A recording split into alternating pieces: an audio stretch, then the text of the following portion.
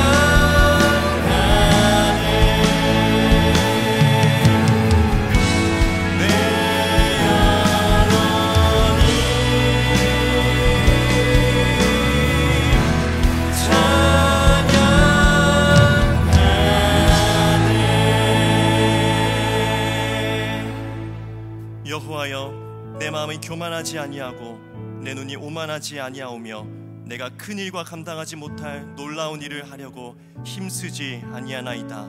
실로 내가 내 영혼으로 고요하고 평온하게 하기를 젖된 아기가 그의 어머니 품에 있음 같게 하였나니 내 영혼이 젖된 아이와 같도다. 이스라엘아, 지금부터 영원까지 여호와를 바랄지어다. 아멘. 우리의 유일한 소망이 되시는 하나님, 오직 주님만을 찬양하며 경배합니다. 이 시간 헛되고 요란한 세상으로부터 우리의 눈을 들어 겸손히 주님을 바라보니 주님을 예배하는 우리의 영혼 가운데에 은혜와 평안 허락하여 주옵소서. 예수님의 이름으로 기도합니다. 아멘. 주님이 제자들에게 가르쳐 주신 주기도문을 마태복음의 기록을 따라 공동체의 고백으로 올려드리겠습니다. 하늘에 계신 우리 아버지여, 이름이 거룩히 여김을 받으시오며 나라가 임하시오며 뜻이 하늘에서 이루어진 것 같이 땅에서도 이루어지이다. 오늘 우리에게 일용할 양식을 주시옵고 우리가 우리에게 죄 지은 자를 사하여 준 것 같이 우리 죄를 사하여 주시옵고 우리를 시험에 들게 하지 마시옵고 다만 악에서 구하시옵소서. 나라와 권세와 영광이 영원히 아버지께 있사옵나이다. 아멘.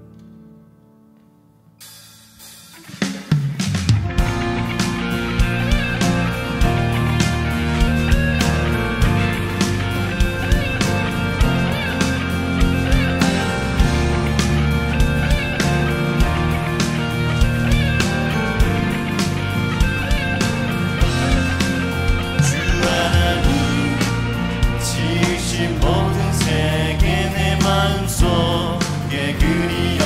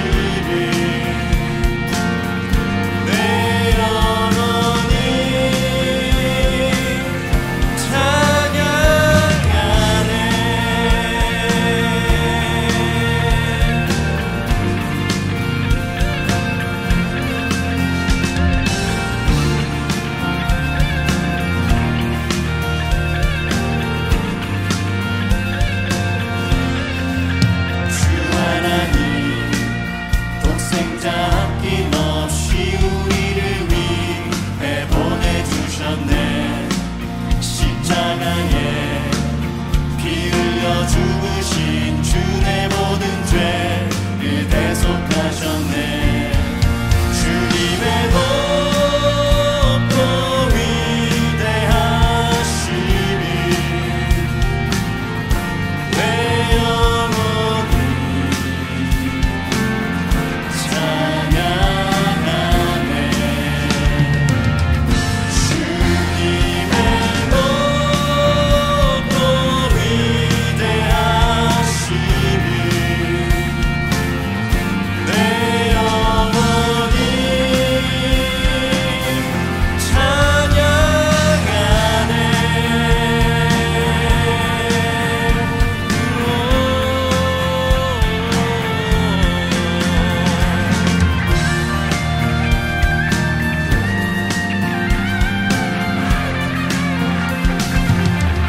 내 주 예수 세상에 다시 올 때 저 천국으로 날 인도하리. 나 겸손히 엎드려 경배하며 영원히 주를 찬양하리라. 주님의 높고 위대하심이 내 영혼이 찬양하네. 주님의 높고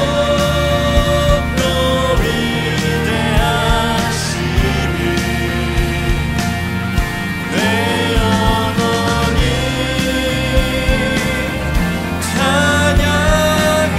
찬양하네. 주님의 높고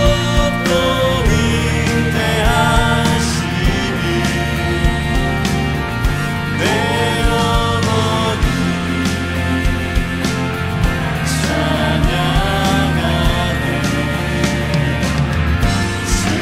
주님의 높고 위대하심이 내 영혼이 찬양하. 주님의 높고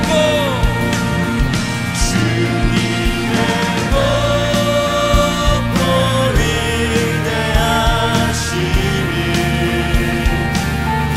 내 영혼이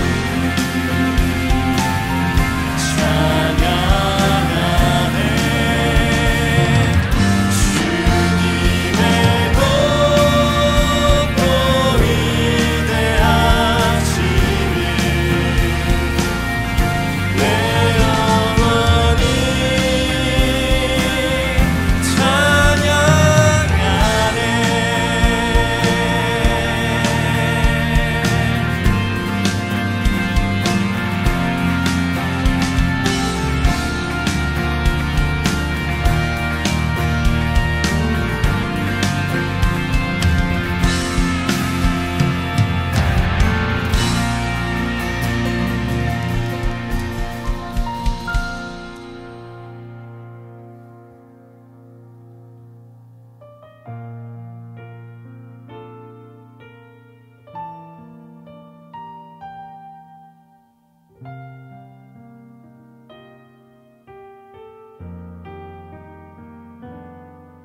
모든 이름 위에 뛰어난 이름 예수는 주 예수는 주 모두 무릎 꿇고 경배를 드리세. 예수는 만유의 주님. 모든 이름 위에 뛰어난 이름 예수는 주 예수는 주 모두 무릎 꿇고 경배를 드리세. 예수는 만유의 주님. 예수는 주 예수는 주 예수는 주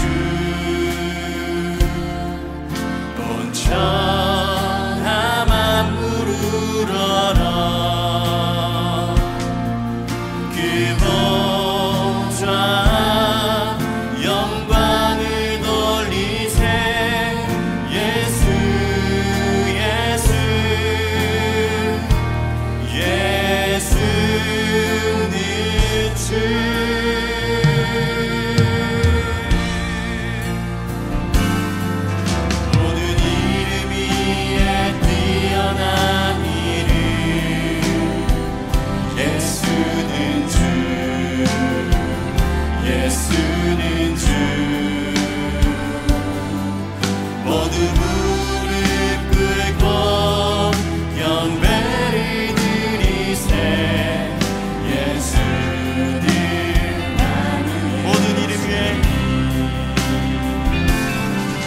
모든 이름 위에 뛰어난 이름 예수는 주 예수는 주 모두 무릎 꿇고 경배를 드리세 예수는 만유의 주님 예수는 주 예수는 주 온 천하만 부르러라 그 보좌 영광을 돌리세 예수 예수 예수는 주 예수는 주 예수는 주 온 천하만 부르러라 그 보좌 영광을 돌리세 예수 예수 예수는 오직 예수 오직 예수 다른 이름은 없네 주 이름만 우리에게 주셨네 오직 예수 다른 이름 없네 오 영광과 존귀 권세와 찬양 받으실 분 오직 주 예수 오직 예수 다른 이름은 없네 주 이름만 우리에게 주셨네 오직 예수 다른 이름 없네 오 영광과 존귀 권세와 찬양 받으실 분 오직 주 예수 오직 예수 다른 이름은 없네 주 이름만 우리에게 주셨네 오직 예수 다른 이름 없네 오 영광과 존귀 권세 오 영광과 존귀 오 영광과 존귀 권세 오 영광과 존귀 권세와 찬양 받으실 분 오직 주 예수 오직 예수 다른 이름은 없네 주 이름만 우리에게 주셨네 오직 예수 다른 이름 없네 오 영광과 존귀 권세와 찬양 받으실 분 오직 주 예수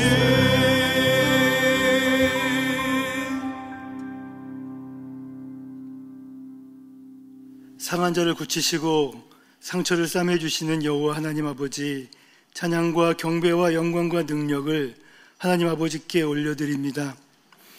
우리들의 연약함을 잘 아시는 하나님 아버지, 죄로 인해 죽었던 우리들을 예수 그리스도 십자가 보혈의 공로로 살리셨건만 우리들은 여전히 교만하여 하나님보다 나를 더 생각하고 나의 유익을 위해 다른 사람들에게 상처 주는 것을 어려워하지 않는 완악한 죄인임을 고백합니다. 하나님 아버지, 우리들을 불쌍히 여기사 용서하여 주시옵소서. 우리에게 하나님의 마음을 주셔서 우리 안에 뒤틀어진 관계가 회복되게 하시고 상처를 치료하여 주시며 죽기까지 우리를 사랑하신 예수님처럼 우리들도 서로 사랑하게 하여 주시옵소서. 하나님 아버지, 대한민국과 한국교회를 위해 기도합니다. 국내외의 여러 가지 어려운 상황 속에서 이 나라를 지켜주시고 지도자들에게 지혜를 주셔서 대한민국이 하나님의 뜻 가운데 견고하게 세워지고 발전하게 하여 주시옵소서. 한국교회와 교회의 지도자들이 세속화된 세상에 예수 그리스도를 전하고 세상의 빛과 소금의 역할을 잘 감당할 수 있도록 은혜를 베풀어 주시옵소서.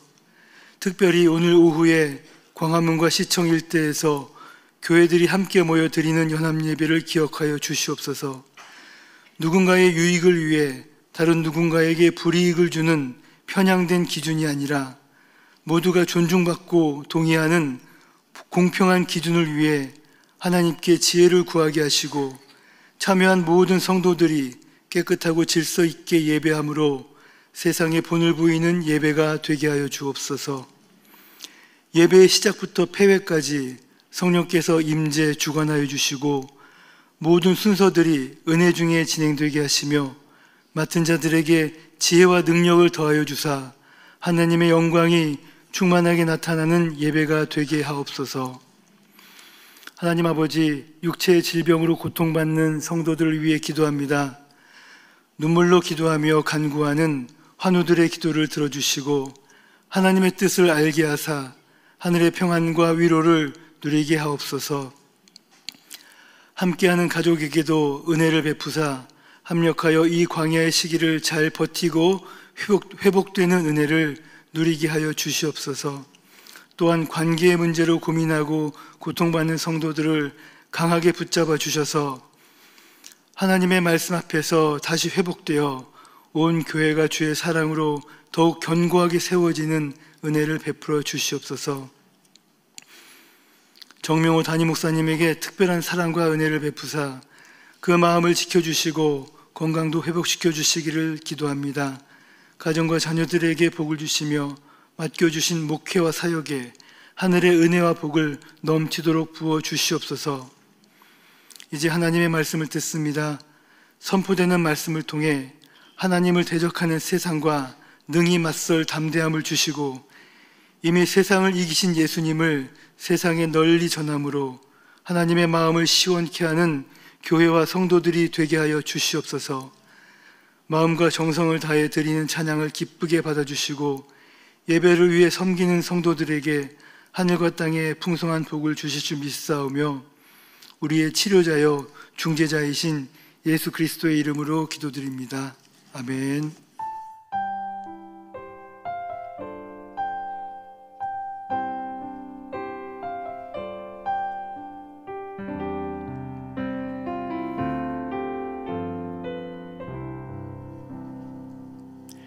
오늘 우리에게 주시는 하나님의 말씀은 다니엘 3장 8절부터 12절까지의 말씀입니다.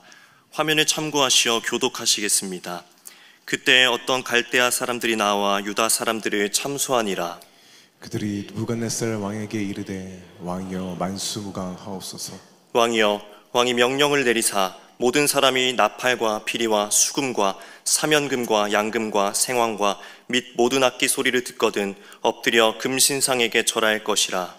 누구든지 엎드려 절하지 아니하는 자는 맹렬히 타는 풀무불 가운데에 던져 넣음을 당하리라 하지 아니하셨나이까. 함께 읽겠습니다. 이제몇 유다 사람 사드락과 메삭과 아벳느고는 왕이 세워 바벨론 지방을 다스리게 하신 자이거늘 왕이여, 이 사람들이 왕을 높이지 아니하며 왕의 신들을 섬기지 아니하며 왕이 세우신 금신상에게 절하지 아니하나이다. 아멘.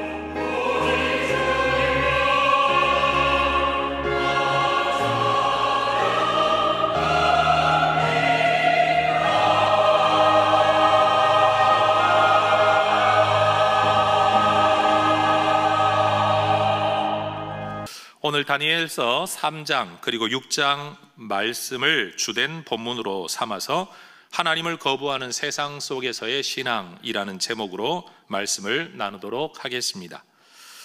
내가 전혀 관심 없는 분야에 열정을 품고 살아가는 사람들, 시간과 돈을 쏟아붓는 사람들을 볼 때 가끔 저는 이런 생각을 합니다. 뭐 저런 일에 저렇게 돈과 시간을 쓰나라는 생각입니다. 그런데 그런 생각 뒤에 곧바로 따라오는 또 다른 생각이 하나 있습니다. 하나님을 믿지 않는 사람들이 나를 볼 때는 아니 있지도 또 없지도 알지 못하는 저 신앙을 위해서 저 사람은 왜 자기 신앙을 자기 삶을 다 걸었을까라는 생각을 할 수도 있겠다라는 생각 말입니다. 이 땅에서 하나님을 믿는 자녀로 그리고 그리스도를 믿는 그리스도의 제자로 살아간다라는 것은 점점 반기독교적이고 좀 더 세속화되어지는 탈종교화되어지는 시대 속에서에는 참 이질적인 모습으로 보여질 것 같습니다. 그래서 우리는 기도할 수밖에 없고 고민할 수밖에 없습니다. 신앙인으로서 이 반종교적인 시대를, 비기독교적인 시대를, 이 세상을 우리는 어떻게 살아가야 할까라는 고민 말입니다. 저는 이런 종류의 질문을 대할 때마다 성경 다니엘서, 특별히 다니엘과 그의 친구들의 이야기를 즉각 떠올려 묵상하게 됩니다. 유일신 여호와 하나님을 믿던 유대인이었던 다니엘이 바벨론이라는 나라의 포로가 되었죠. 그는 사로잡혀간 나라에서도 고급 관리로 발탁될 만큼 개인적 능력이 탁월한 사람이었습니다. 만약 그가 그러한 능력만으로 세상을 살아간다면 그의 인생의 걸림돌은 하나도 없을 만큼 그는 대단한 사람이었습니다. 그런데 그의 발목을 붙잡는 일이 하나 있는데 그것은 바로 그가 가지고 있었던 신앙입니다. 내게는 능력도 있고 신앙도 있는데 신앙만 숨기면 인생은 만사형통인데 신앙을 붙들면 삶이 자꾸만 어려워지는 것, 이게 다니엘과 친구들의 현실이었다라는 겁니다. 갈대아 본토 출신 혹은 타 지역 출신의 관리들은 이 바벨론 제국 안에서 승승장구하고 있는 다니엘과 그의 친구들이 고가워 보였습니다.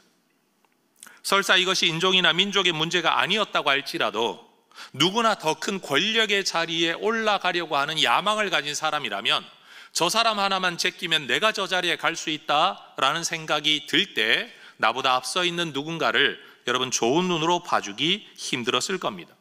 더군다나 바벨론은 신생 제국이었습니다.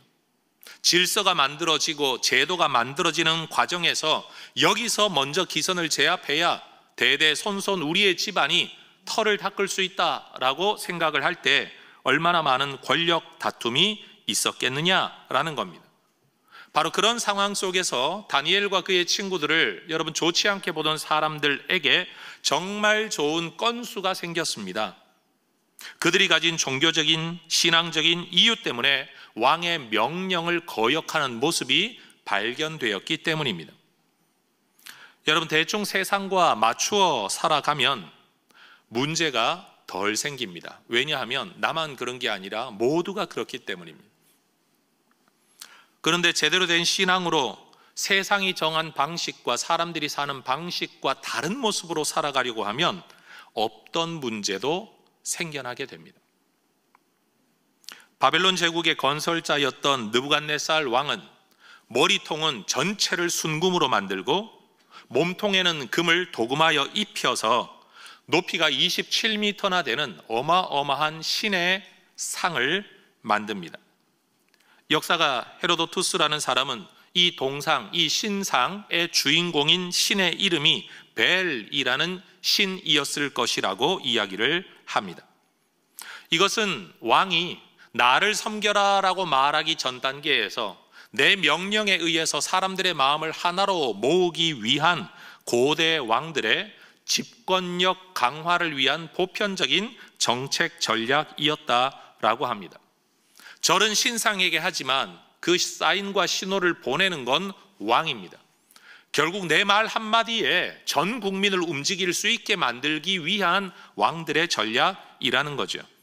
그런데 유대인들은 십계명에 근거해서 신상은 고사하고 사람에게도 절하는 것을 꺼려했던 문화를 가지고 있었습니다.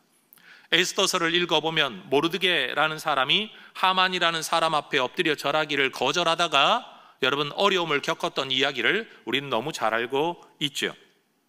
그러니 하나님 아닌 그 무엇에도 허리 숙이고 머리 숙이기를 싫어했던, 원치 않았던 이 유대인들의 습성과 종교 문화가 지금 문제를 일으키게 된 겁니다.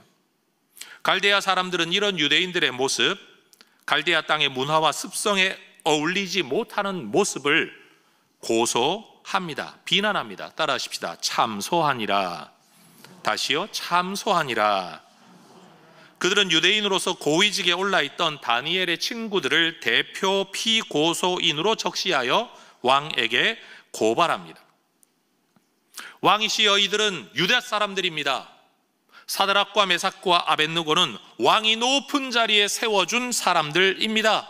그런데 그들이 왕을 높이지 않습니다. 왕의 말을 듣지 않습니다. 왕의 명령을 듣지 않습니다. 왕의 은혜를 입은 자들로서 왕을 인정하지 않는 자, 다시 말해 배은망덕한 자, 역적 태도를 가지고 있는 사람들입니다. 그들은 왕의 명령한 신상에 절하지 않는 것을 왕을 높이지 않는 것이라고 해석을 합니다. 통치권에 대한 반역이라고 해석을 합니다. 이 이야기를 전해들은 느부갓네살 왕, 이 사실에 분노하죠. 이 사실에만 분노하는 게 아니라 그들이 가지고 있었던 이 태도에 대하여서도 분노합니다. 그러나 왕은 현명한 지도자였습니다. 감정에 따라 즉각적으로 처벌을 명할 수도 있었는데 당사자들을 먼저 불러 사실을 확인합니다. 한번 따라 하십시다. 이것이 사실이냐? 다시요. 이것이 사실이냐? 느부갓네살 왕은 자신의 주권, 통치권, 권력에 대한 확고한 의식을 가지고 있었죠. 내 권한 안에 너를 죽일 수도 있고 살릴 수도 있다. 그러면서 넓은 아량으로 그들에게 한 번의 기회를 더 주려고 합니다. 이제라도 너희가 절한다면 내가 너희들을 봐주겠다. 몰라서 그랬겠지. 너희가 이것도 중요한 사실이고 너희의 신앙도 중요한 사실인데 이 뒤에 무슨 일이 일어날 줄도 모르고 하나만 생각해서 그랬겠지. 내가 눈 감아줄게. 이제라도 절해라. 그러나 다니엘의 세 친구는 느부갓네살 왕이 자신의 주권과 통치권에 대한 확고한 의식을 가지고 있었던 것보다 더 분명한 하나님의 주권과 통치권, 이것에 대한 믿음과 신앙을 가지고 있었습니다. 그들은 말합니다. 대답할 필요가 없습니다. 두 번의 기회가 우리에게 필요하지 않습니다. 몰라서 그랬던 거 아닙니다. 실수한 것 아닙니다. 우리의 신앙적 신념입니다. 여러분, 바로 여기에서 우리는 믿음이 무엇인가, 믿음이 어떤 모습을 가지는가를 보게 됩니다. 이 친구들은 하나님이 우리를 건져주실 겁니다. 그러니 이 신념을 지키겠습니다라고 말하는 게 아니라 하나님이 우리를 지켜주시지 않고 당신의 말대로 우리를 죽인다고 할지라도 우리는 이 신념 신앙을 지키겠습니다라고 이야기합니다. 살고 죽는 것에 대한 내 소원은 있을지언정 그것은 우리의 소원일 뿐이고 하나님의 주권에 내 삶을 맡기는 것, 여러분, 그것이 신앙의 본질입니다. 신앙은 내 소원과 관계된 게 아니라 하나님의 주권과 관계된 겁니다. 내가 원하는 대로 해주지 않는 신은 섬길 수 없다. 내 기도를 내 원하는 대로 들어주지 않는 하나님이라면 내가 믿을 필요가 없다. 우리가 할 수 있는 말이기는 하지만 사실은 그 의도는 내가 신을 조작하는, 신은 내가 원하는 대로 움직여 주어야 하는 존재, 다시 말해 신이라고 부르고 있지만 내가 신 위에 올라가 있는, 이것은 진정한 신앙이라고 말할 수가 없는 겁니다. 때때로 요즘 세대 젊은이들에게, 자녀들에게 이런 말을 할 때가 있죠. 부모님을 공경하고 존경해라. 어른들을 공경해라. 그럼 가장 많이 들리는 대답이 뭡니까? 공경할 만해야 공경하지. 존경할 만해야 존경하죠. 교회에서도 말합니다. 순종해야 됩니다. 그러면 우리는 이렇게 생각합니다. 순종할 만해야 순종하지. 여러분, 이건 틀린 말은 아닙니다. 정말 따를 수 없는 자질을 가진 사람을 따라야 된다는 건 마치 우리의 자유가 침해당하는 것과 같은, 여러분, 정말로 억울한 일이죠. 그러나 여러분, 우리는 개념적으로는 생각해 볼 수 있어야 됩니다. 그게 뭐냐? 존경할 만하고 순종할 만하고 동의할 만한 상황이고, 이 모든 것들을 내가 결정한다면 결국 우리는 존경의 대상도 내가 결정한다. 객관적으로 존재하는 그 자체를 인정하는 게 아니라 내 주관 안에 모든 결정권을 가지겠다라는 거죠. 이게 지금 여러분 성혁명이 가지고 있는 또 하나의 논지가 바로 그겁니다.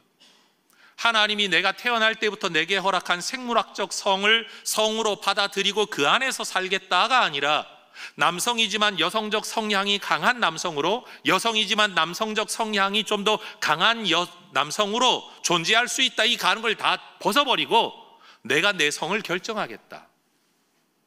바로 그겁니다. 다시 말해, 절대적인 것은 하나도 없어야 된다. 내가 바꿀 수 없는 것은 하나도 없어야 된다. 모든 건 내가 결정할 수 있어야 된다라는 인간 자유의 극대화 논리가 거기까지 지금 나아가 있는 겁니다. 새 친구는 절대 권력자 앞에서 한쪽으로는 겸손하면서도 또 한쪽으로는 확고했습니다. 당신의 권력을 무시하는 게 아니라 당신의 권력을 인정하지만 나는 더 높은 권력을 따라야 할 사람입니다. 여러분, 이것이 바로 불신 세상을 살아가는 우리 신앙인의 태도여야 합니다. 여러분, 신앙인의 힘은 능력에서 나오는 게 아닙니다. 힘에서 나오는 게 아닙니다.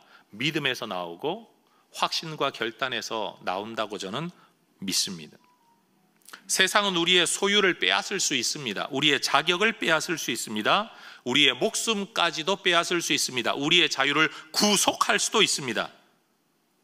그러나 우리의 양심, 우리 신앙을 빼앗을 수는 없는 겁니다. 거기에서부터 신앙이 힘을 발휘하는 겁니다. 순교가 가능한 이유가 바로 이것입니다. 그래서 우리 예수 믿는 사람들, 하나님의 백성들은 이 세상을 살아가면서 사람들에게 대하여 존중의 태도와 겸손의 태도를 가져야 하지만 하나님에 대한 확고한 신앙을 붙들고 살아야 합니다. 제가 염려하는 건 하나님에 대한 신앙도 오염되어 있으면서도 사람 앞에 무례한 것, 여러분, 이것만큼 불쌍한 모습 없습니다. 정말로 우리가 가져야 할 모습은 뭐냐? 사람에 대한 최대한의 예의와 존중, 세상에서 일어나는 모든 일에 대하여 내가 정확한 정보를 알지 못하는 연약한 존재입니다. 그 연약한 존재로서 제한된 정보 안에서 내 입장은 이것 정도입니다 라고 말하고 살아야 됩니다. 그런데 하나님에 대해서만큼은 확고해야 된다는 말입니다. 그런데 여러분, 이러한 신앙적 확고함은 세상을 분노하게 만듭니다. 특별히 뭔가를 가진 사람들을 화나게 만듭니다. 아니, 그게 왜 화가 날까요?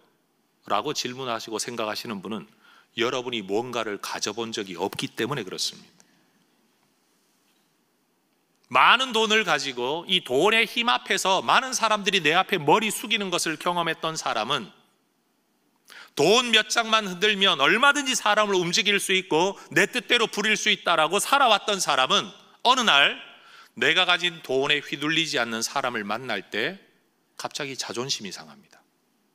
그 사람이 잘못해서 그런 게 아니라 그냥 내가 자존심이 상하는 겁니다. 내가 가지고 있는 가장 큰 힘, 돈의 힘으로도 움직일 수 없는 뭔가가 있다는 사실이 그 사람에게는 굉장한 충격으로 다가오는 겁니다. 절대 권력자들이 그러합니다. 내 말 한마디에 누군가를 살릴 수도 죽일 수도 있고 높일 수도 낮출 수도 있다고 생각을 했는데 내 말 앞에 꿀리지 않는 누군가를 만날 때 갑자기 자기의 왜소함을 느끼며, 여러분, 말 그대로 정체성의 혼란을 느끼며 분노하게 되는 겁니다. 뭐 저와 여러분은 절대 그럴 일이 없지만 너무 잘생기고 너무 이쁜 분들은 여러분, 어려서부터 자라오고 살아가는 동안에 많은 사람들이 나의 미모에 관심을 가지고 나의 외모에 관심을 가지고 한 번쯤은 더 돌아보아주는, 그래서 안 보는 척하지만 보면서 그렇지 이렇게 살다가 어느 날 나를 정말로 관심 없어 하는 누군가를 만날 때 불안해집니다. 제가 다시 말하지만 여러분이나 저는 그래 본 적이 없기 때문에 그게 왜 그런 감정을 일으키는지 전혀 이해를 못할 거예요. 근데 그렇대요. 히브리서 11장 38절에 보면 세상이 감당치 못할 자라는 표현이 나옵니다. 제가 정말 좋아하는 표현입니다. 그들이 세상을 이겼다라는 뜻이 절대 아닙니다. 세상이 가지고 있는 그 무엇으로도 그들의 신념과 신앙과 중심을 움직일 수 없었다라는 의미를 가지고 있는 표현입니다. 세상이 감당치 못하는 사람들, 세상이 가지고 있는 그 무엇으로도 그들의 중심을 움직일 수 없었던 사람들. 그런데 그들은 그들의 목숨을 빼앗았습니다. 가족도 빼앗았습니다. 지위도 빼앗았습니다. 모든 것들을 허물고 빼앗아갈 수 있었습니다. 그러나 하나님을 향한 그들의 신앙적 중심을 빼앗아가거나 허물 수는 없었습니다. 이런 사람들이 세상이 감당치 못할 하나님의 사람들인 겁니다. 여러분, 우리가 이 땅을 살아갈 때 우리가 지켜야 할 신앙의 기준이 바로 이겁니다. 아마 느부갓네살 왕은 생각했을 겁니다. 네가 돌이키면 살려주겠다고 내가 너에게 이런 아량까지 베풀었는데도 내 말을 안 들어? 이게 왕을 분노하게 한 겁니다. 여러분, 세상이 네가 만약 교회를 가지 않든지 신앙을 조금만 뒤로 미루든지 아니면 좀 더 타협적인 모습만 가지고 살아간다면 내가 너를 회사에서 조금 더 높은 모습으로 올려주고 싶은데, 여러분, 군대 안에서도 군목으로 지내면서 저는 이런 모습을 보았습니다. 여러분, 기독교 신앙에 좀 더 철저한 사람일수록 진급에서 배제되더라고요. 기무사를 비롯하여 여러분 인사평가하는 사람들이 그들에게 뭐라고 메모를 해놓는지 이야기를 전해드렸습니다. 종교색이 너무 강함. 이게 진급에서 배제되는 이유라는 거예요. 여러분, 세상은 우리가 웬만한 신앙을 가지기를 원합니다. 우리 보고 신앙 가지지 말라라고 말하진 않습니다. 그러나 웬만한 신앙을 가지라고, 우리와 어울릴 수 있는 수준의 신앙만 가지라고 이야기합니다. 아니, 내가 언제 예배 가지 말라 그랬냐, 내가 언제 기도하지 말라 그랬냐, 내가 언제 하나님 믿지 말라 그랬냐 라고 이야기를 합니다. 그러나 성경이 말하는 대로 믿으려고 하면 지나치게 믿지 말라, 맹신도 광신도처럼 되지 말라, 종교에 너무 깊이 빠지지 말라 이야기합니다. 어쩌면 교회 안에도 그렇게 말씀하는 분이 계실런지도 모릅니다. 여러분, 우리는 이 이야기의 전개를 잘 알고 있습니다. 분노한 왕은 풀무불을 7배나 뜨겁게 하여 그들을 불태워 죽이라고 명령합니다. 그런데 놀라운 일이 일어나죠. 그들을 불구덩이에 던져 넣으려고 끌고 가는 사람들은 불에 타 죽는데, 오히려 그 불구덩이에 던져진 이 사람들은 죽지 않습니다. 다니엘서 3장 27절을 보면 머리털 하나 그을리지 아니하고 겉옷 빛 색깔 하나 변하지 아니하고 불탄 냄새 없이 다시 불구덩이에서 되살아 나옵니다. 이 놀라운 일을 목격한 느부갓네살은 노여움이 변하여 놀라움이 됩니다. 다니엘이 그리고 그의 친구들이 믿었던 하나님을 인정할 수밖에 없었습니다. 그래서 느부갓네살 왕의 입에서 이런 말이 나오죠. 사드락과 메삭과 아벳느고의 하나님을 찬송할지로다. 이같이 사람을 구원할 다른 신이 없다. 그가 하나님을 믿지는 않았지만 인정할 수밖에 없는 자기가 직접 목격한 상황이 된 겁니다. 그리고 하나님에 대한 믿음과 신의를 지켰던 다니엘의 친구들은 왕에게는 신실한 사람으로 인정을 받아 더 높은 자리로 영전하게 됩니다. 따라하십시다. 더욱 높이니라. 너무 좋은 해피엔딩이죠. 여러분, 우리의 삶이 이렇게만 진행되면 얼마나 좋을까요? 신앙 붙들고 살다가 어려움이 찾아왔는데 한번 딱 극복하고 나니까 그 이후에는 하나님이 인생의 꽃길을 걷게 하시면 얼마나 좋을까요? 그런데 여러분, 6장으로 넘어가 보면 똑같은 일이 반복됩니다. 왕도 바뀌고 왕조도 바뀌고 권력을 탐하는 자리에 신하들도 다 바뀌었습니다. 다시 말해 세상이 바뀌었습니다. 왕조가 바뀌었으니 여러분 나라가 바뀐 것 아닙니까? 세상이 완전히 뒤집어진 겁니다. 그런데 세상이 바뀌지 않습니다.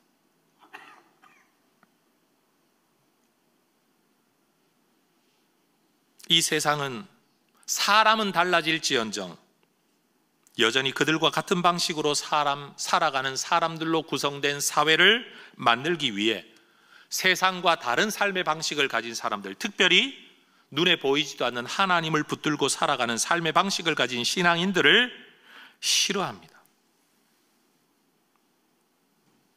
여전히 다니엘을 고소할 근거를 찾습니다. 따라하십시다. 세상은 바뀌지만 바뀌지 않습니다. 절대 권력자가 통치하는 세상에서는 절대 권력자를 움직여서라도 그의 감정을 움직였잖아요. 왕의 명령을 수행하지 않습니다. 왕을 무시합니다. 왕을 인정하지 않습니다. 법치 국가에서는요, 법을 바꿔서라도 만들어서라도 세상과 다른 질서를 살아가려는 사람들을 제거하려고 합니다.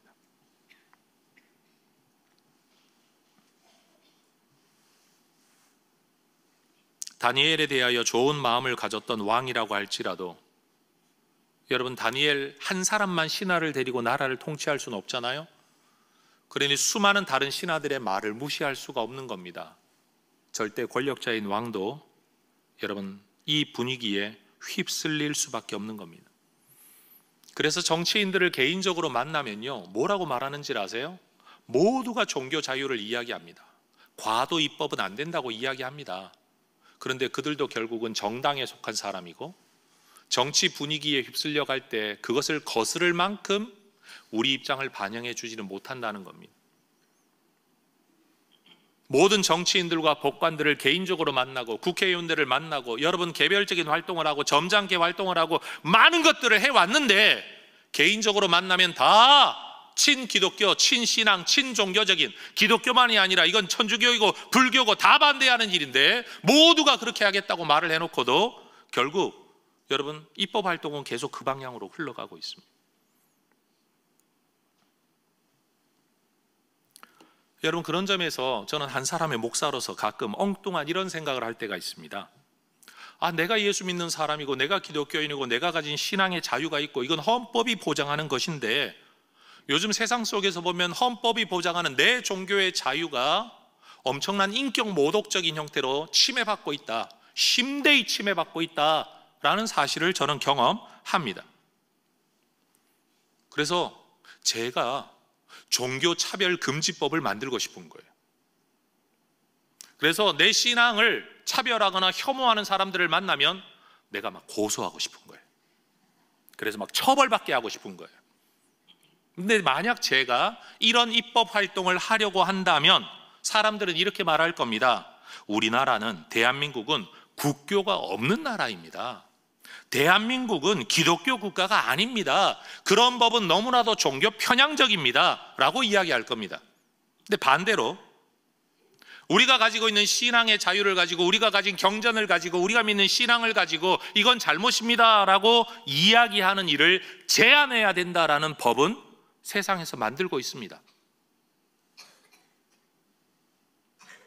제가 볼 때는 이게 모순이라는 거죠.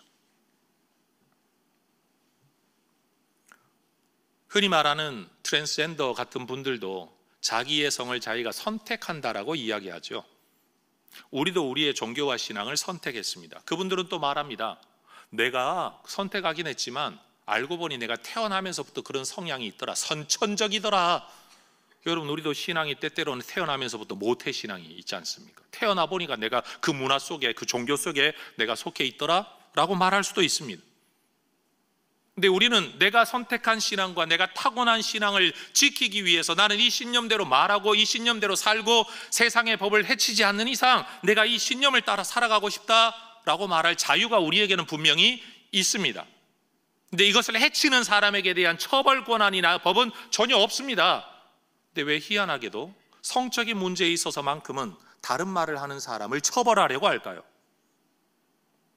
성적인 문제에 있어서 다른 견해를 가진 사람을 처벌해야 된다는 법이 만들어지려면 종교 자유에 있어서도 다른 말을 말하는 사람을 처벌하는 법이 함께 만들어져야 공평한 거 아닙니까? 근데 여러분, 저는 그런 법을 원치 않습니다. 왜냐하면 그런 식으로 간다면 여러분, 세상 모든 사람들이 서로가 서로를 고발하고 고소하고 분쟁과 다툼으로 나아가는 세상이 되고 말 거라는 사실이에요. 저는 그런 세상을 원치 않습니다. 그래서 저는 우리 혜성교회 가족들에게 누차 반복해서 말하고 싶은 겁니다.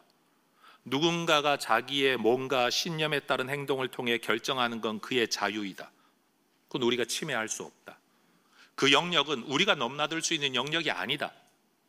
그러나 우리가 믿는 것, 우리가 추구하는 것, 우리가 원하는 것에 대해서 말할 수 있는 자유는 우리에게 있어야 된다. 여러분, 그게 대한민국 헌법이 요구하고 있고 규정하고 있고 살아가고 있는 최소한의 마지노선이에요. 우리는 지금 그걸 지키기 원한다는 사실입니다. 기독교 친화적으로 해달라는 말을 하려고 하는 게 아닌 겁니다. 우리가 말할 수 있는 자유를 달라. 저는 우리 대한민국의 교육이, 여러분, 자유민주주의라고 말하는 미국도 마찬가지고 유럽도 마찬가지이긴 한데, 여러분, 교육이 점점 국가교육제도화 되어져 가면서 여러분, 교육의 내용이나 커리큘럼이나 방향성을 우리가 결정할 자유가 점점 박탈당하고 있다는 매우 큰 우려를 저는 가지고 있습니다. 여러분, 이런 친동성애적인 어떤 법이 하나가 만들어지면 그게 인권위원회로 넘어갈 것이고 교육부로 넘어갈 것이고, 그러면 커리큘럼이 만들어질 것이고 교과서가 만들어질 것이고, 여러분, 그것은 우리 아이들이 원든 원치 않든 당연히 배워야 되는 것이고, 여러분, 부모가 그 교육 제도나 내용에 대하여서 거부를 하면 여러분 처벌받게 됩니다. 내 아이의 성전환 수술을 반대한 부모가 양육권을 박탈당하는 일이 여러분 일어나고 있는 사회라는 겁니다. 근데 정치인들은 말해요. 절대 그런 일이 일어나지 않습니다. 목사님들 설교 마음껏 해도 됩니다. 죄송하지만 저는 그분들의 말을 믿지 않습니다. 왜냐하면 정치인들은 앞에서는 이렇게 말하고 뒤에서 무슨 짓을 할지 모르기 때문에. 법이 말을 해야 됩니다. 법이. 약속이 말하는 게 아니라 법이 말을 해야 됩니다. 그래서 우리는 그 법 단계까지는 가지 말아야 된다는 겁니다. 이 불신 세상 속에서 그래서 우리는 기도할 수밖에 없을 것 같아요. 첫 번째 기도는요, 지혜가 필요합니다. 다니엘서 6장 3절을 보면 다니엘은 마음이 민첩했다라는 표현이 나옵니다. 따라하십시다. 마음이 민첩하여. 여러분, 분명한 신앙을 가지고서도 불신 세상을 우리가 살아야 되잖아요. 여러분, 신앙을 가지고 저처럼 교회 안에서 사는 사람들은 그냥 교회 용어를 쓰고 교회 마음대로 교회 방식대로 살아도 됩니다. 그러나 여러분은 신앙을 가지고 불신 세상을 살아가야 되잖아요. 얼마나 많은 지혜가 필요할까요? 그래서 우리 성도님들을 위해 기도할 수밖에 없는 겁니다. 교회에 오면 말씀대로 살아야 된다는 설교를 날마다 듣는데, 내가 살아가야 될 세상은 다니엘과 그의 친구들이 경험했던 것처럼 날마다 내 흠을 찾는 세상 속에서 내가 살아가야 된다는 이 사실, 얼마나 많은 지혜가 우리에게 필요할까요? 따라하십시다. 주여, 우리에게 지혜를 주옵소서. 여러분, 이것이 우리의 기도가 될 수 있기를 축복합니다. 더불어 우리 그리스도인들은 이 불신 세상, 신앙을 가지고 불신 세상을 살기 위해 어쩔 수 없이 세상보다도 더 높은 윤리적 기준을 추구하며 살아갈 수밖에 없습니다. 다니엘을 넘어뜨리려는 사람들이 다니엘의 뒷조사를 해보니까, 털어보니까 먼지가 나오는 게 아니에요. 아무 그릇됨도 없고 아무 허물도 없더라. 세상이 가진 기준보다 더 높은 기준, 보편적으로는 요구하지도 않는 그 기준의 삶을 우리가 살아갈 수밖에 없다는 겁니다. 왜냐하면 그들처럼 사는 모습을 언젠가는 이용해서 우리를 넘어뜨리려고 할 것이기 때문에 그렇습니다. 그래서 제가 우리 교회에서는 항상 이렇게 말합니다.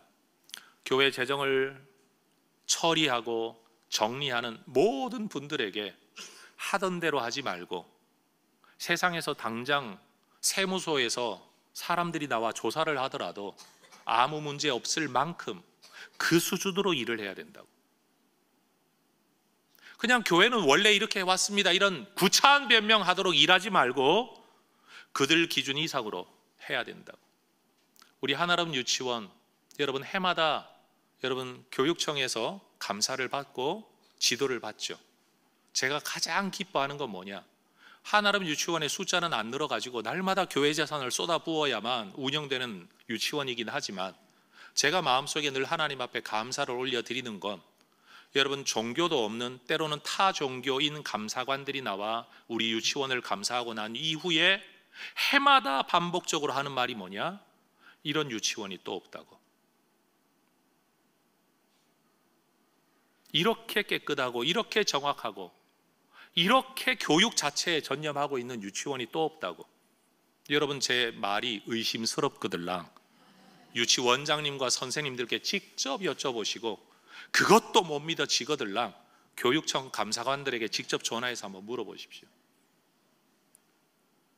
여러분 우리가 가지고 있는 삶의 기준이 세상 사람들이 도달하고 싶어하는 그 높은 수준에 우리가 먼저 도달해서 그 수준으로 살아갈 수 있는 하나님의 사람들이 되기를 축복합니다. 사실 저는 설교를 할 때 고민이 참 많습니다.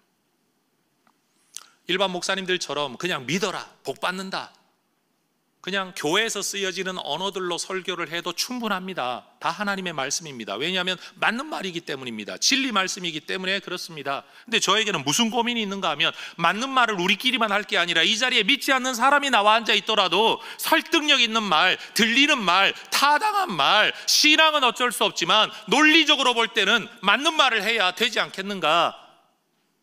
그래서 여러분 워딩 하나를 할 때도, 단어 하나를 선택할 때도, 문장 하나를 만들 때도, 논리 구조를 쌓아갈 때도 죄송하지만 저는 일반 목사님들이 치밀하게 만들어가는 논리보다 훨씬 더 많은 논리를 만들려고 애를 씁니다. 그게 저를 힘들게 만듭니다.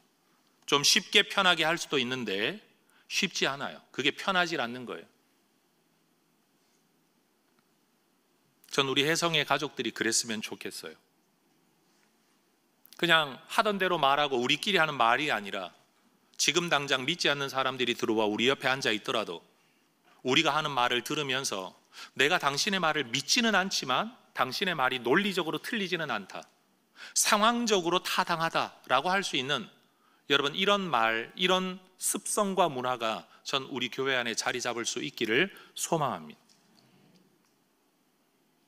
특별히 저는 우리 교회 지도자들이 그런 수준의 지도자들이 세워지면 좋겠습니다.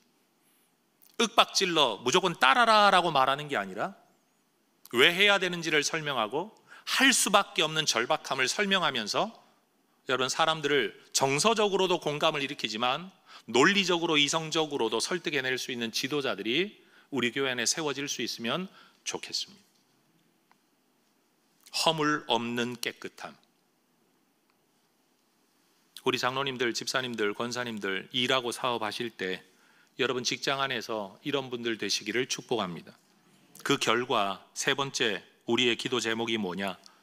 믿지 않는 사람들에게도 인정받는 사람 되게 해달라고 우리는 기도해야 됩니다. 다니엘서 6장 14절을 보면 여러분 이 다리오 왕이 다니엘을 죽이라고 말하는 사람들 사이에서 성경은 그렇게 이야기합니다. 다니엘을 구원하려고, 그를 건져내려고 어느 정도로 힘을 쓰느냐? 마음을 쓰며 힘을 다했다라고 말을 합니다. 여러분 이 왕은 다니엘의 신앙과 종교를 가지고 있지 않은 사람입니다. 그러나 그의 신앙일지는 몰라도 그 사람이 아까운 겁니다. 그 사람이 귀한 겁니다. 신앙 문제에 대해서는 내가 말할 수는 없지만 일하는 데 대해서만큼은 저 사람만큼 믿을 만한 사람이 없다. 이게 왕이 가지고 있었던 확신이었다는 사실이에요. 여러분 세상 속에서 우리가 무슨 일을 하든지 여러분 정말 정성을 다해, 마음을 다해, 진심과 전심과 성심을 다해 여러분 직장생활 하실 수 있기를 축복합니다. 전 우리 예수 믿는 사람들 입에서 이 말은 안 나오면 좋겠어. 나 돈 받는 만큼만 일해. 여러분 이건 쿨한 태도가 아닙니다.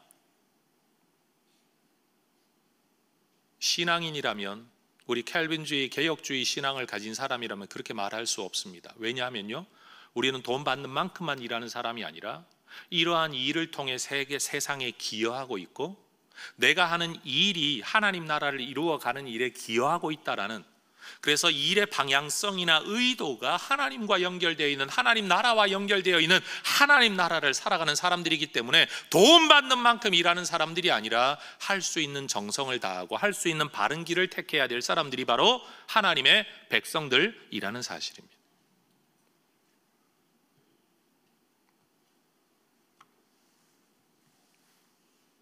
우리가 예수 믿는다는 이유 때문에 세상에서 욕을 먹을 수는 있지만, 예수 믿는다는 이야기만 딱 빼고 나면 이만큼 성실한 사람 없고, 이만큼 진실한 사람 없고, 이만큼 인격적인 사람 없고, 이만큼 따뜻한 사람 없고, 이만큼 사리 판단이 분명한 사람 없다, 이만큼 헌신적인 사람이 없다.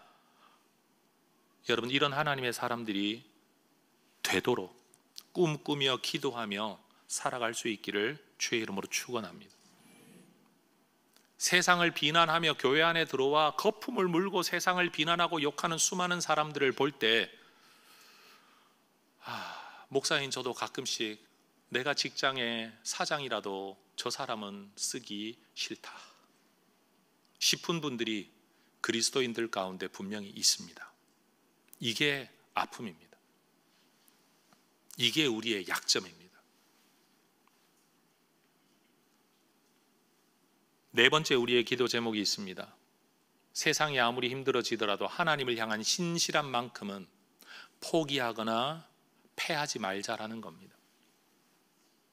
다니엘서 6장 10절을 보면 다니엘은 왕이 아닌 그 누구에게라도 구하는 기도의 행위를 하는 자는 처벌받는다는 사실을, 왕의 명령서, 왕의 도장이 찍힌 것을 알면서도 하던 대로, 따라하십시다. 하던 대로, 다시요, 하던 대로 하나님 앞에 무릎 꿇고 기도합니다.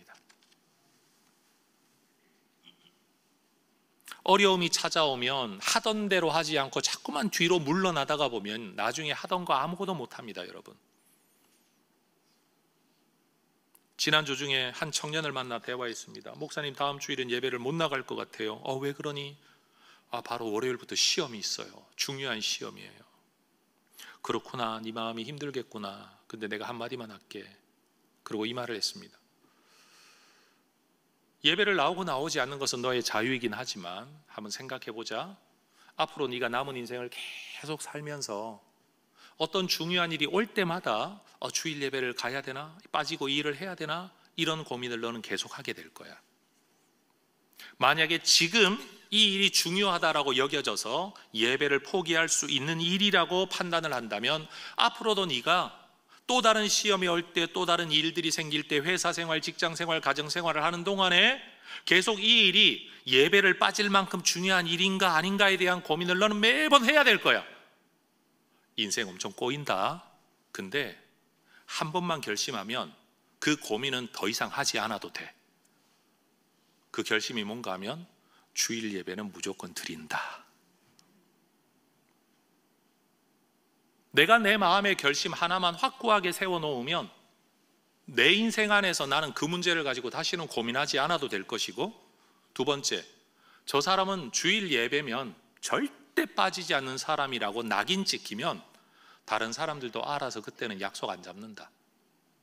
근데 몇 번 찌르면 넘어오니까 자꾸 찌르는 거다. 혹시 지금 이 자리에 찔리는 분 계시다면 여러분이 만만해 보여 그런 겁니다. 몇 번 더 찌르면 빠질 수 있는 사람, 내 뜻대로 움직일 수 있는 사람이라고 생각을 하니까 찌르는 겁니다. 여러분, 질문해 볼게요. 주일 오전 시간에 정명호 목사에게 약속 잡자고 말하는 사람이 있을까요? 없을까요? 없습니다. 아무도 없습니다.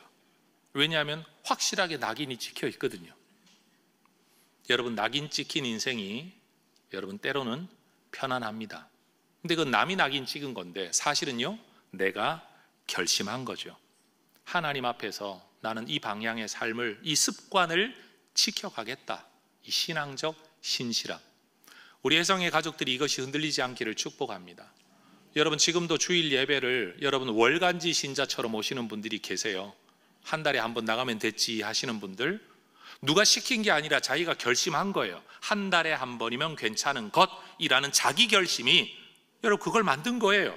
근데 만약 여러분이 생각을 바꾸어 매주 무조건이라고 결심을 하게 된다면 또 그렇게 살아가시게 될 거예요.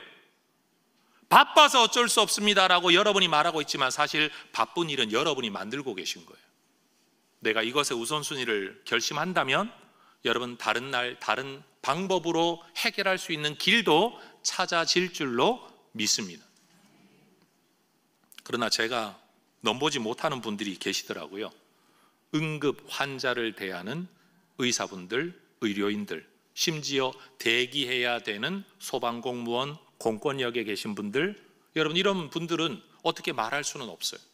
그래서 여러분 미국 교회 가보면 주일 예배를 주일날만 드리는 게 아니라 토요일에 주일 예배를 드리는 예배가 개설된 교회들, 월요일에 주일 예배를 드리는 교회들도 보았어요. 주일 예배가 토, 일, 월, 사흘이나 진행이 되더라고요. 여러분 원하시면 저는 그렇게라도 해드릴 마음의 의향은 있습니다. 중요한 건 하나님을 예배하는 거고 성도가 함께 모여 약속된 날 예배하는 거니까 여러분 저는 그런 마음은 얼마든지 열려 있습니다. 그러나 현실적으로는 주일 오전에 한국교회가 다 함께 모여 예배하는 것, 이게 우리의 아직까지 약속, 따라하십시다. 하던 대로, 한 번 더 하던 대로.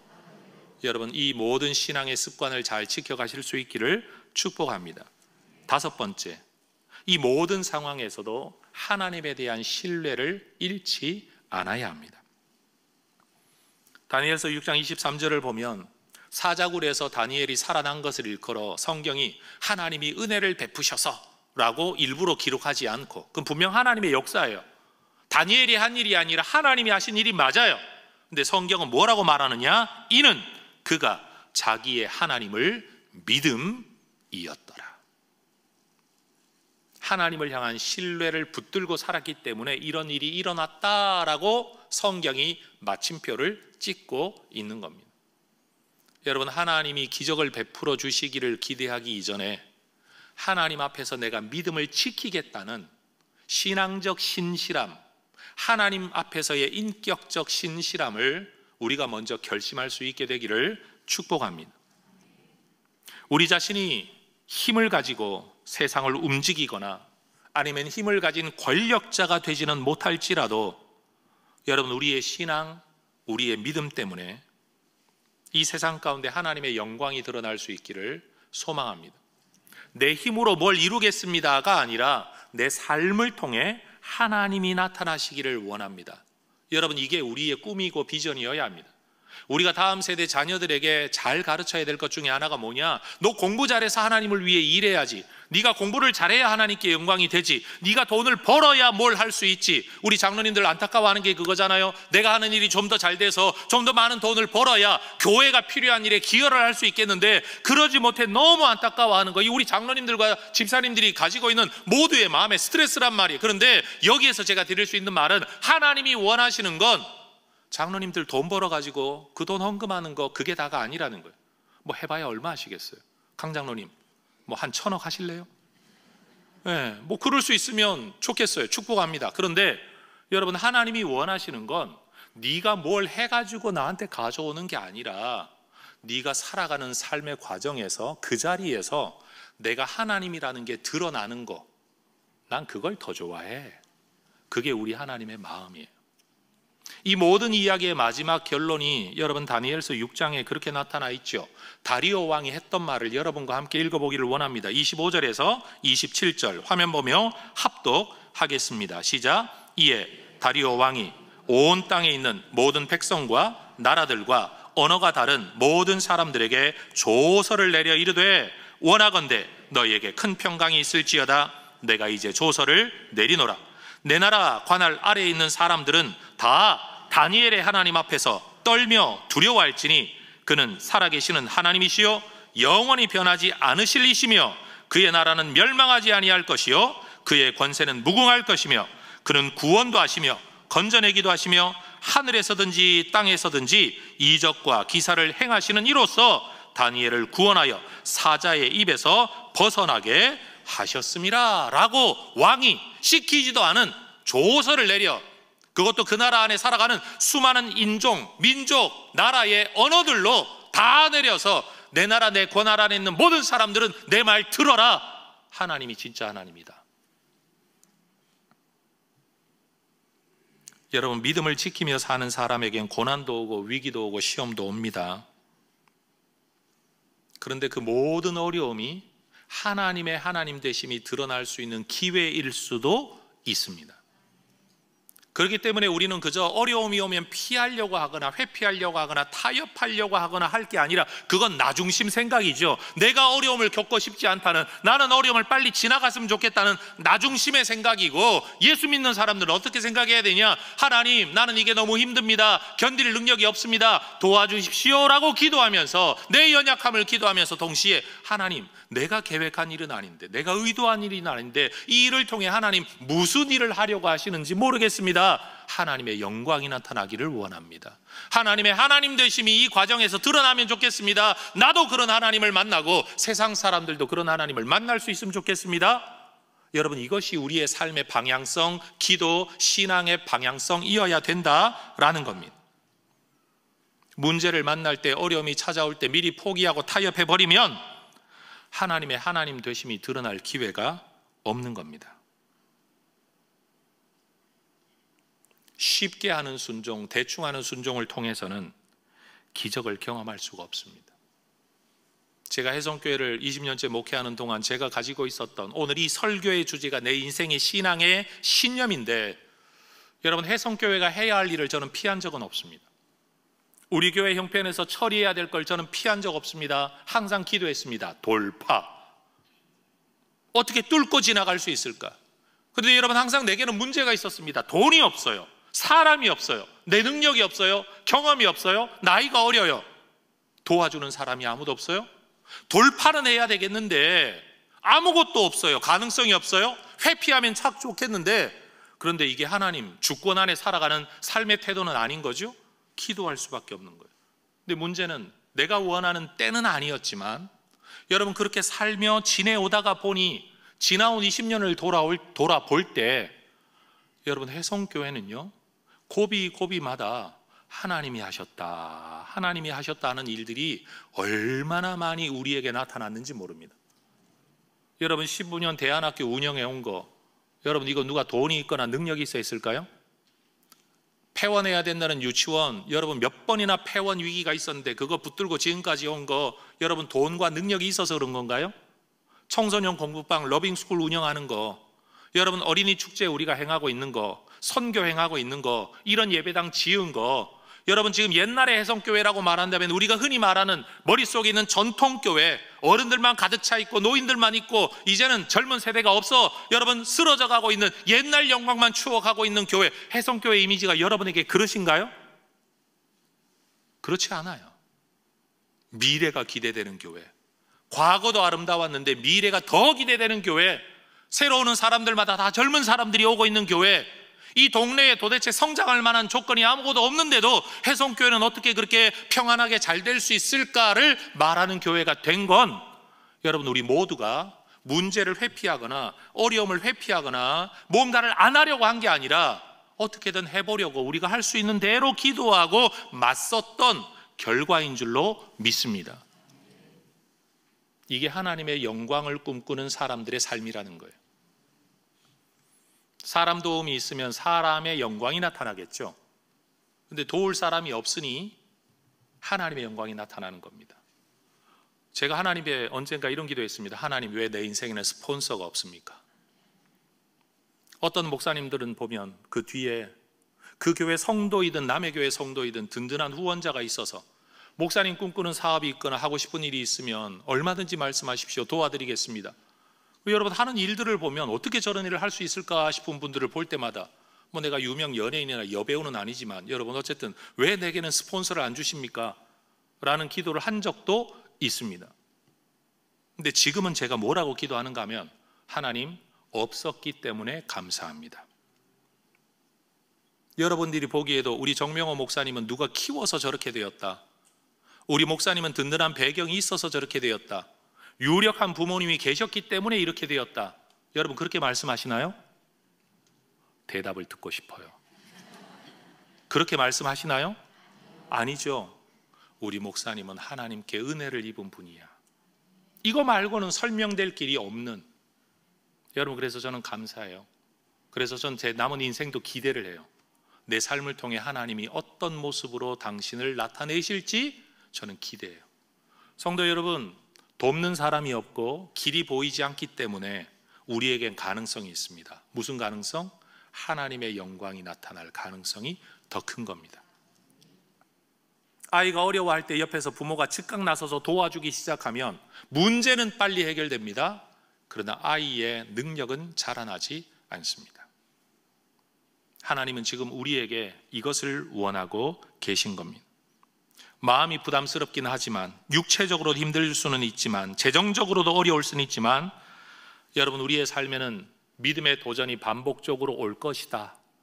우리가 살아가는 세상은 절대 변하지만 변하지 않을 것이다. 우리의 신앙은 계속 비난과 공격을 받을 것이다. 그러나 세상도 신실한 사람, 성실한 사람은 아낀다, 좋아한다, 찾는다. 내가 세상에서 인정받는 사람이 될 뿐만 아니라 그 속에서 믿음을 지키는 사람으로 살아갈 것이다. 여러분, 하나님을 붙들고, 그 믿음 붙들고, 여러분, 이 불신 세상에서 신앙의 길을 여러분 멋지게 걸어가시기를 축복합니다. 문제를 빨리 벗어나려고, 어려움 만나지 않으려고 쉬운 길 택하지 마시고, 피해가려고 하지도 마시고, 어렵고 힘들다고 중간에 포기하지도 마시고, 여러분, 하나님 앞에 다니엘이 가졌던, 그의 친구들이 가졌던 이 멋진 모습을 우리의 삶의 자리에서 영성 있는 그리스도인의 모습으로 여러분 살아내고 실천해내는 우리 혜성의 가족들 되시기를 축복합니다. 우리 옆에 분을 축복하며 인사하십시다. 당신은 다니엘입니다. 다시요, 당신은 다니엘입니다. 여러분, 우리 모두 다니엘의 삶을 멋지게 살아내는 이 시대에 하나님의 다니엘들 되시기를 축복합니다. 기도하겠습니다. 하나님, 감사합니다. 오늘 이 아침 우리 하나님 앞에 예배하며 불신 세상 가운데서 능력으로 인정받고 성실로 인정받고, 그러나 신앙 때문에 어려움을 겪었던 다니엘과 친구들의 이야기를 통하여 우리가 어떤 모습으로 살아야 하는가를 결단하게 하시고 깨닫게 하시니 감사합니다. 하나님, 세상 사람들의 기준 이상의 성실함으로 살게 하옵소서. 그들 이상의 윤리성을 가지고 살게 하옵소서. 그들보다 더 아름답고 멋진 인격으로 살아가는 하나님의 사람들이 되게 하옵소서. 그러나 하던 대로 하나님을 향한 신실한 신앙 놓치지 않고 그 믿음 붙들고 살아가는 하나님의 종들이 또한 되게 하여 주시옵소서. 그리하여 불신 세상 가운데 우리를 통하여 하나님의 영광이 나타나도록, 하나님의 하나님 되심이 드러나도록 우리의 인생을 사용해 주시옵소서. 예수님의 이름으로 기도합니다. 아멘. 자리에서 일어나 찬양하며 봉헌하겠습니다.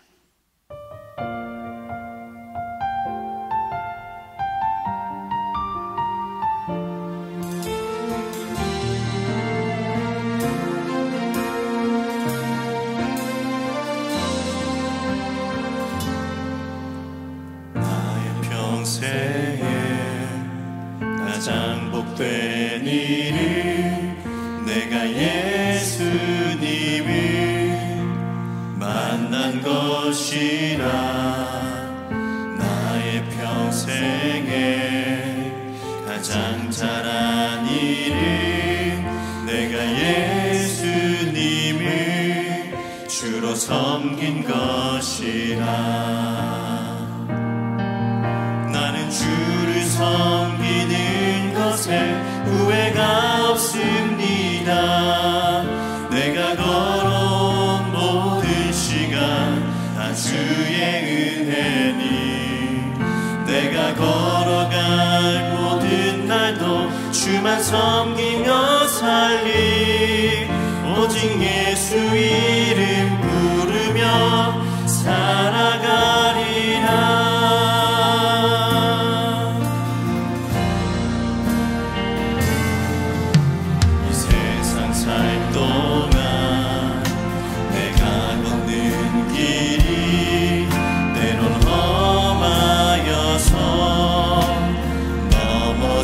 때도 주의 강한 손이 나를 붙드시니, 나는 예수님만 주로 섬기며 살리.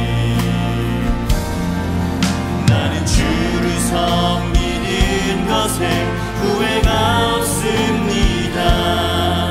내가 걸어온 모든 시간 다 주의 은혜니 내가 걸어갈 모든 날도 주만 섬기며 살리 오직 예수 이름 부르며 살아가리라.